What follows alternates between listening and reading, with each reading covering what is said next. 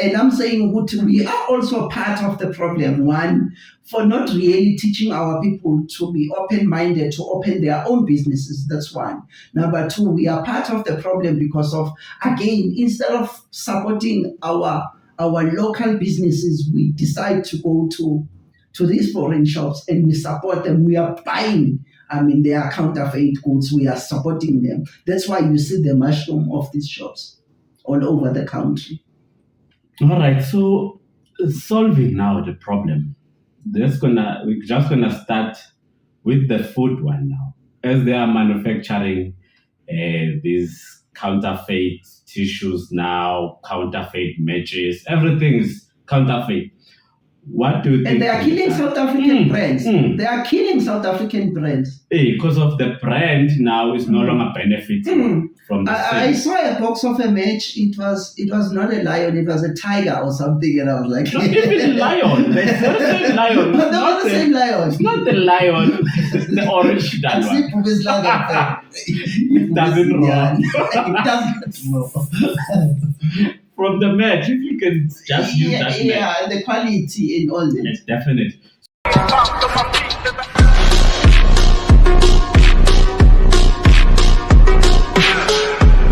Controversy is here to stay, man. What do you think? I love controversy. Can't live without the truth, eh?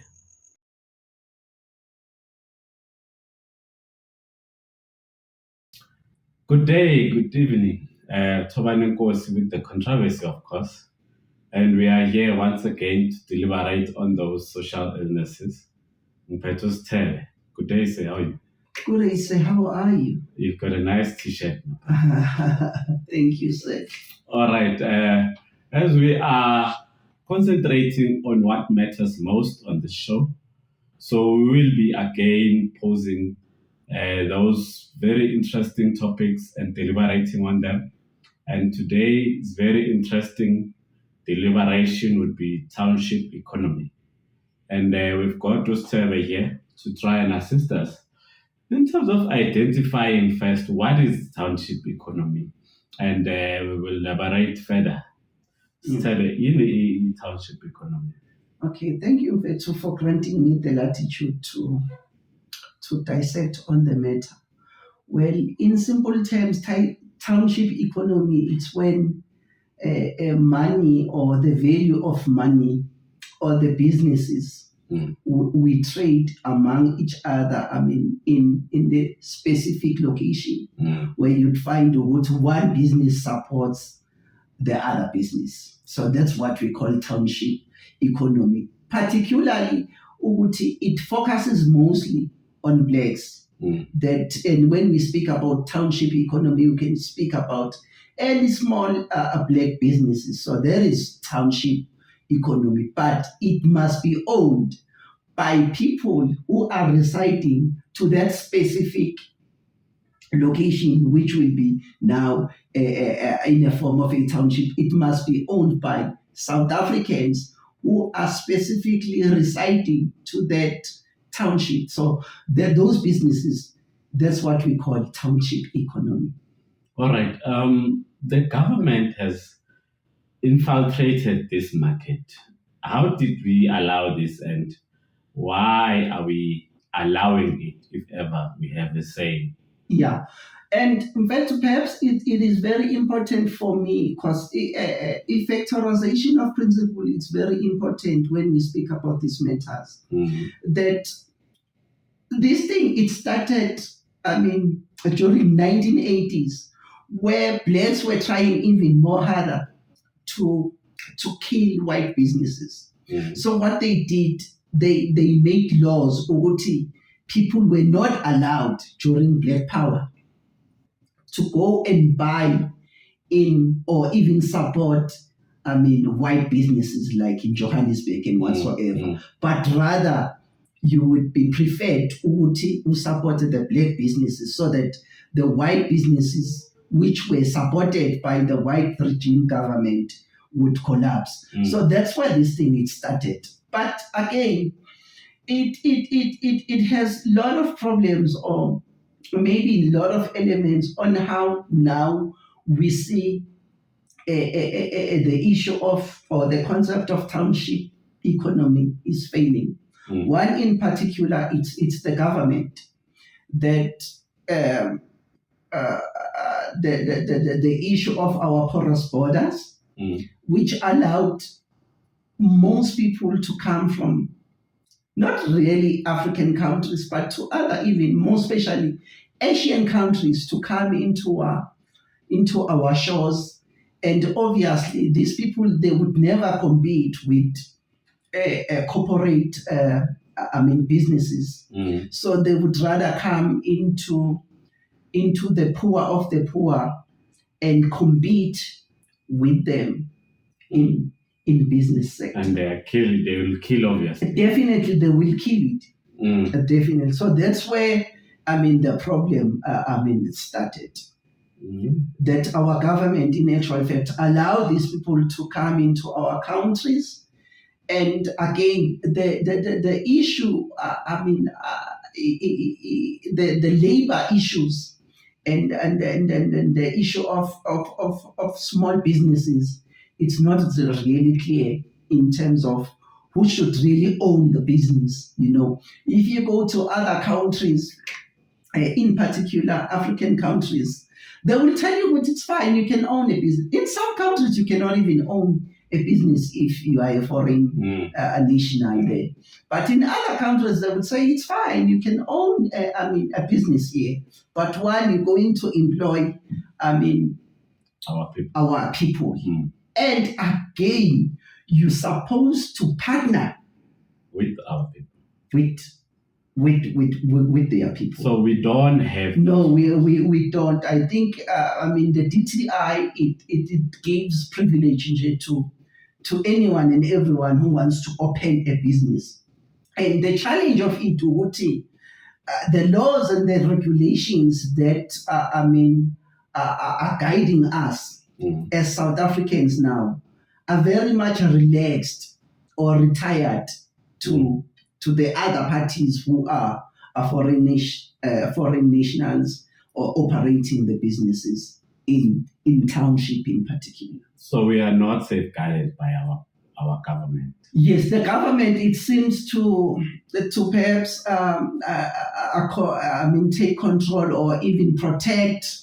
Because the law, it's not very clear. Even the regulation, it's not very clear on how to regularize these businesses that are owned by our African brothers and other Pakistanis and Bangladesh people.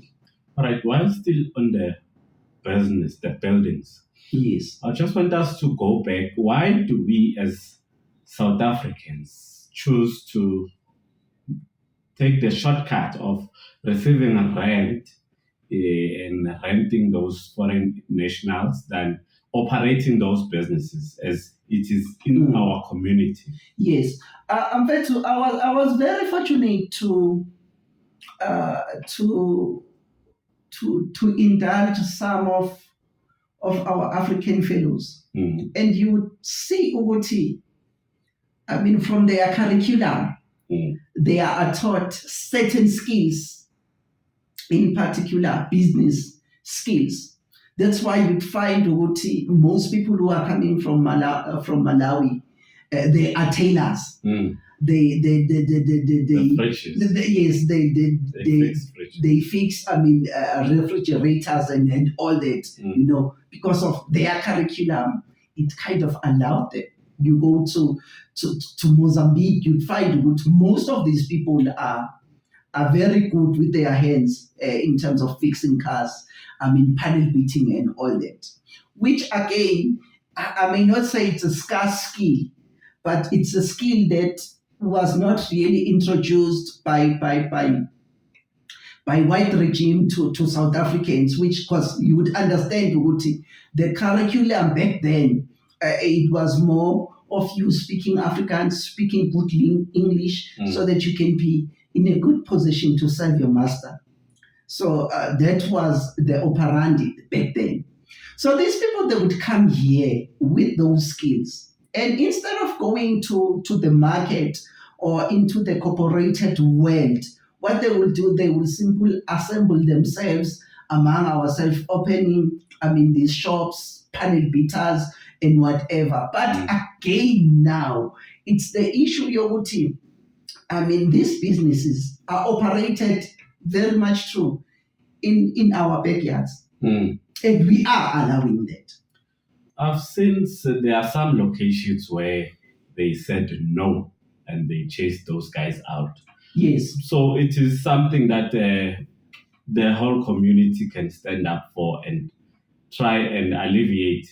Yes, true. I think, Uguti, again, like I said, Uguti, we can really not put the blame on the government's door alone because of we've contributed again. Because of, I always say, whether the business is legal or illegal, but let's deal with the illegal business.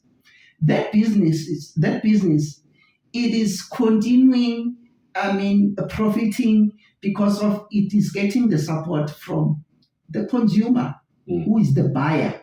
So meaning we are practically supporting these businesses, yet we know these businesses, they are cutting corners. We know like for instance, these shops, these tax shops, for you to operate a shop, one, you are not allowed, according to the Labor Act, you are not allowed to sleep on the inside. And for them, it is permissible. If you are a South African, operating a shop, the laws will never allow you. But yet, our law enforcement agencies, they understand these issues. They understand that these people, they do not even have papers.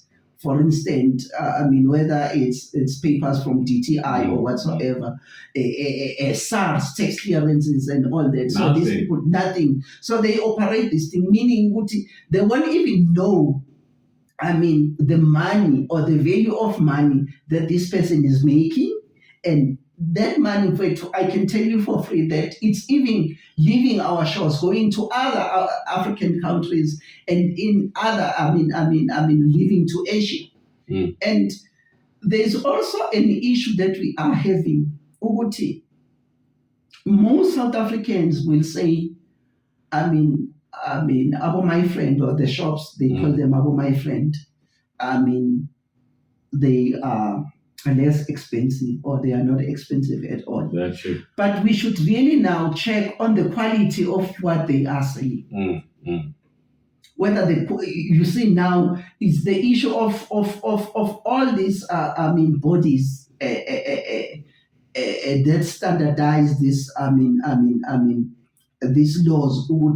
Are they making a thorough check on whether these businesses are operated in a legal form?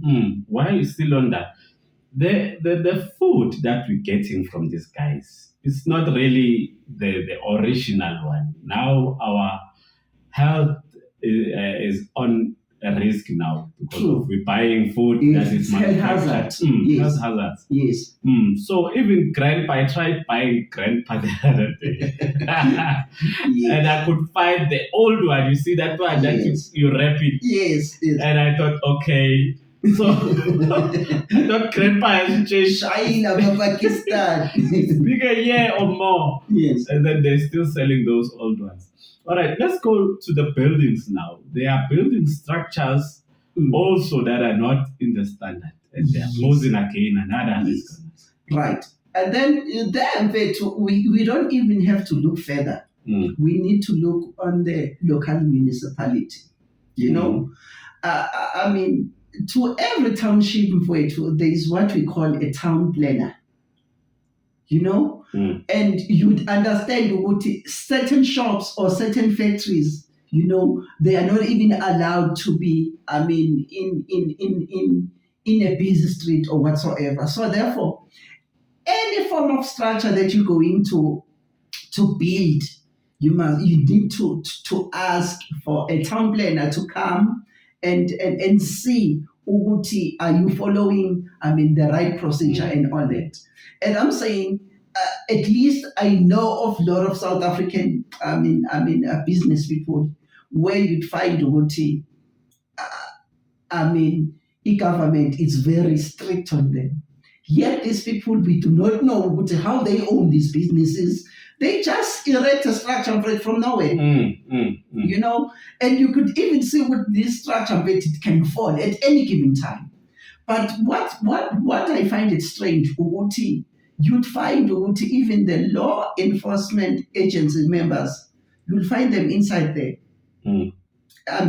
Buying whatever that they need to buy, not seeing ukuthi this thing is even dangerous to people.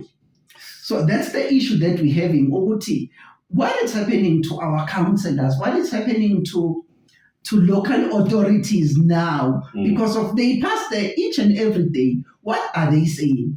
What are they doing? What they are doing about it, and that's one part. Again, as we have said, we are even renting out our own, properties to these people. You know, around 1992, when I was growing up, the corner.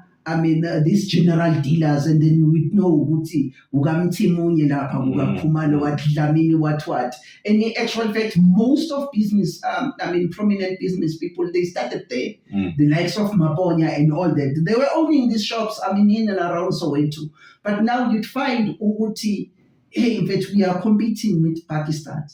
And again, that issue, I find it very difficult again because of it becomes immaterial if ever you're going to find someone who's going to say to you, okay, show me a South African a business that it's owned by a South African, that it's competing with a foreign. Our people are also lazy. Our people are not opening these businesses. As to whether we're saying, no, we have opened these businesses, but these businesses are failing because of these people are selling counterfeit goods. It's another matter. But the mere fact you're not even participating, you're not even trying, but instead you always go and support these people, knowing exactly that the quality of their product, it's less to be desired. All right, let's start supporting our own, guys. Yes. I am because of we are. Yes. All right, let's now move into in terms of them protecting themselves now. They need guns, and they have lots of guns now in their possessions. My understanding was that you are not allowed to own at least a firearm. Most especially in most countries, you cannot own a firearm if you are a foreigner there. But here in South Africa, I find these people, they do as they please. And I'm always worried with the way that these people, they have organized themselves. You know, I've seen there's a case whereby these people, the Ethiopians, were attacking police, in Connors Mall and GP Street. Yeah, they were attacking police, throwing police with what happened there. Police came with customs, with staffs and all that. To confiscate. The counterfeit goods.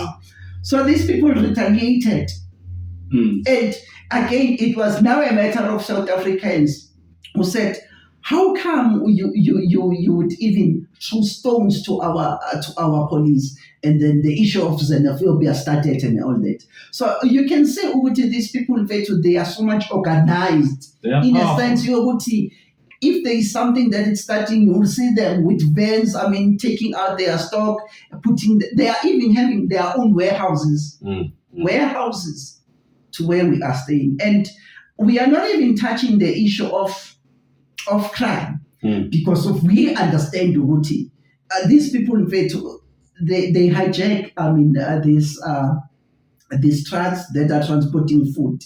They hijack these trucks. And they're selling again back to us. They are selling. So crime is again manufactured by the very same problem. Yes, because of you would ask why this product. You would find the product it's cheap. Yet the product, it's in good quality. So you'd find these people, they will hijack these trucks that are supposed to transport certain goods. They will hijack those trucks and then they will buy this stuff. But again, the issue ukuthi these people are not getting taxed. SARS is only taxing us. SARS is only taxing our businesses. They are not taxing them. And the issue again, which really pains my heart. I always say, I find it very disturbing to see a South African working for a Pakistani or for a foreign national. I always find it very disturbing. But it's happening. It is happening. And it's continuing. It's going to continue. It is, and it's pure exploitation because of, you see these people, he's locked inside there, and you ask where is Home Affairs to check the documents. Because of, as much as I believe Africa belongs to all Africans, I still feel if you are in a certain country, you need to follow the laws. You must abide by their rules. You must abide by them. We're not having a problem. We don't have a problem. I'm not, in particular me, I don't have a problem that you are already here. But I'm saying when you are here, do not do as you please. Behave. At least behave. Yes. And that's where I draw the line. All right. So you're saying the government has now involved these people into our country. Yes. And we as well have allowed them because they cannot survive without our support. Definitely. They can never survive, without our support. So it is all in our hands. It is all in our hands. But again, like I'm saying, at least in Devon, I know, there were, local business people there. They started their own movement to say, in our area, we're not going to allow, any foreign businesses. These people, they were very quick to take them to court, And again, now it was an issue because of, again, it is very difficult for you to challenge these things because of once you challenge this thing, the government will come to you and say you are perpetuating, violence. You are, you are creating disorder among our people. You get my point. Yet I feel it's very important. The very same laws that are guiding us should be applied to them. Definitely. Yes, and I feel with the Department of Trade and Industry, Department of Labor, SARS, DTI, Home Affairs, they are not really doing, service to the matter. I think they are doing this service to the matter in terms of addressing the real issues. And again, this thing is also killing, our own businesses or the businesses that are owned by South Africans. All right. What was the verdict of that court order where you're saying in Devon they took them to court? No, what happened is they allowed the foreign nationals to come back to the community. That's what happened there. The court ruled against our own people, and these people were, because of, again, like I'm saying, it is a chain and it is it is well orchestrated.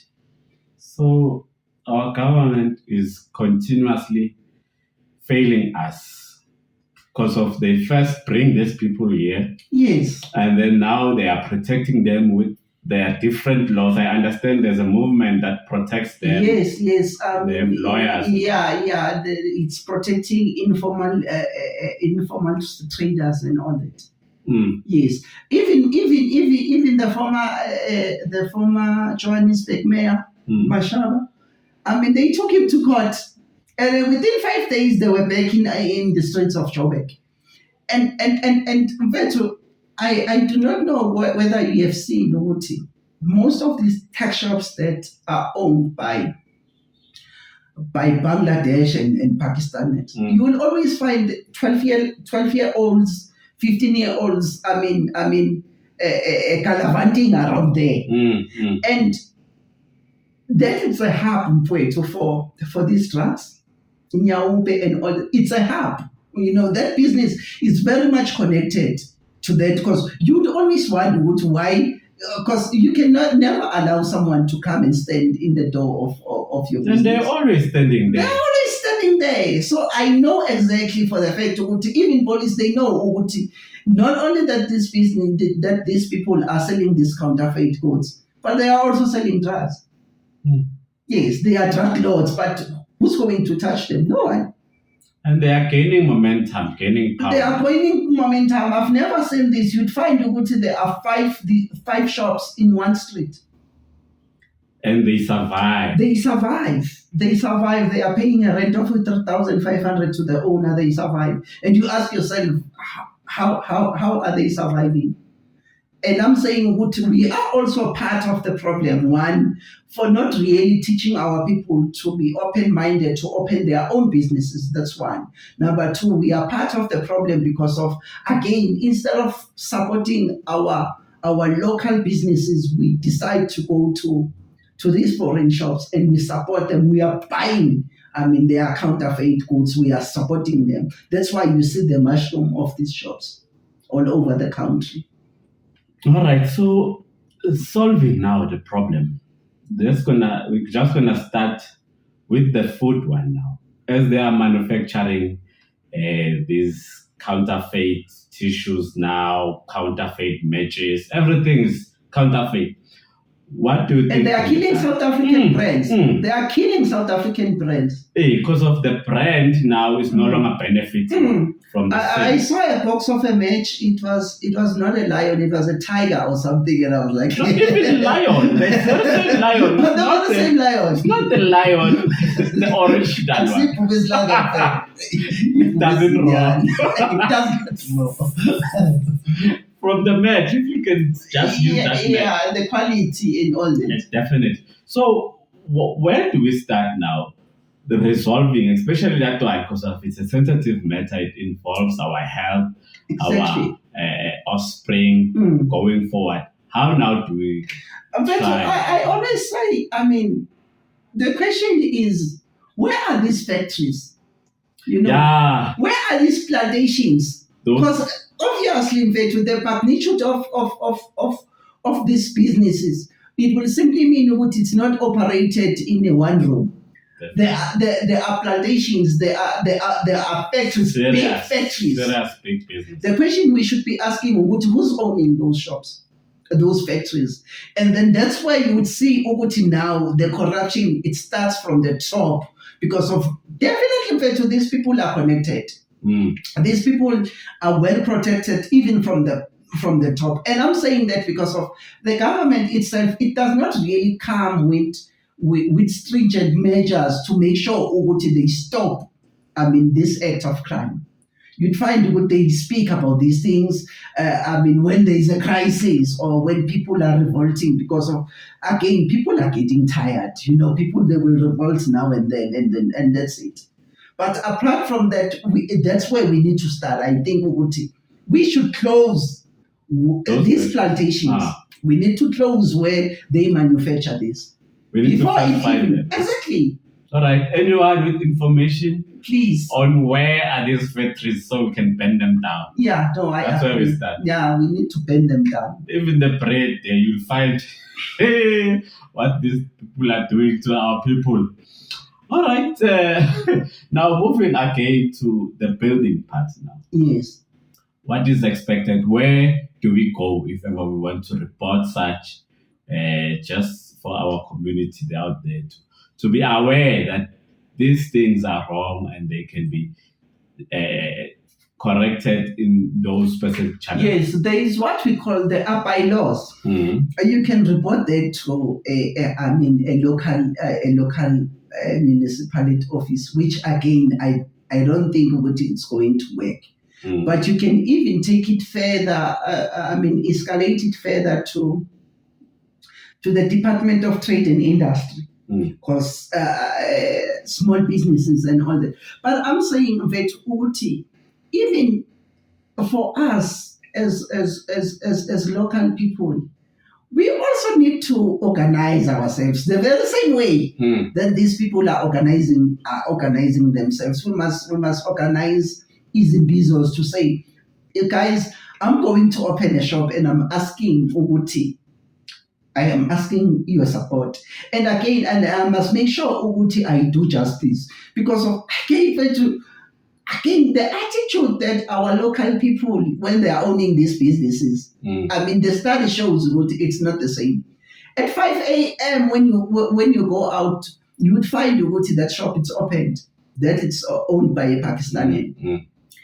I mean, a 5-year-old will go there and buy a sweet for 10 cents.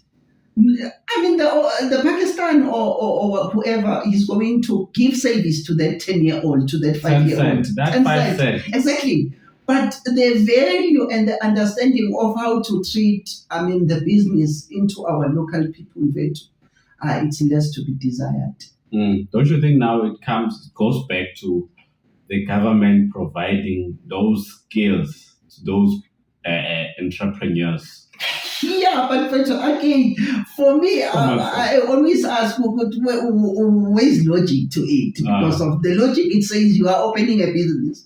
So if you are opening at 8, you start trading at 8. I'm expecting that by 8 o'clock you are opened. And service must be rendered there and there. The service must be there, but the service must be rendered, And I always make a reference.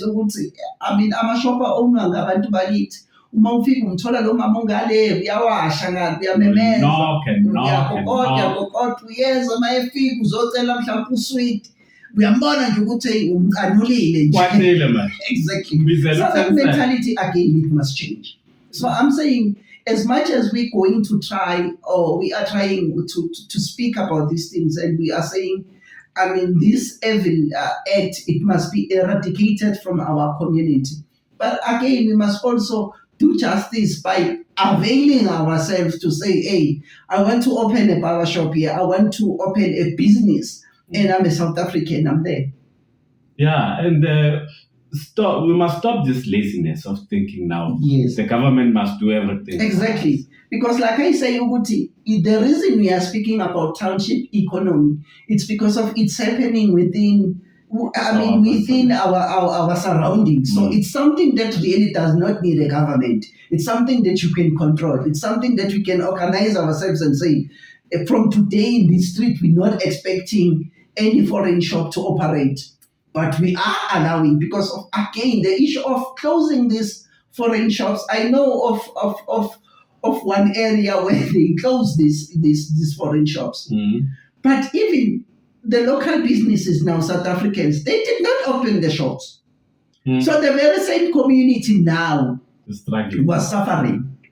There's no one who wants to own a business. Exactly. Why do we prefer to go sell for other people, but we don't want to sell for ourselves? You can even see now, I mean, big brands, like whether you're Pick and Pay and all that, they are even opening what we call these small, what we call entities, they will call them quali-safe, which it's more equivalent to your general dealers and auction.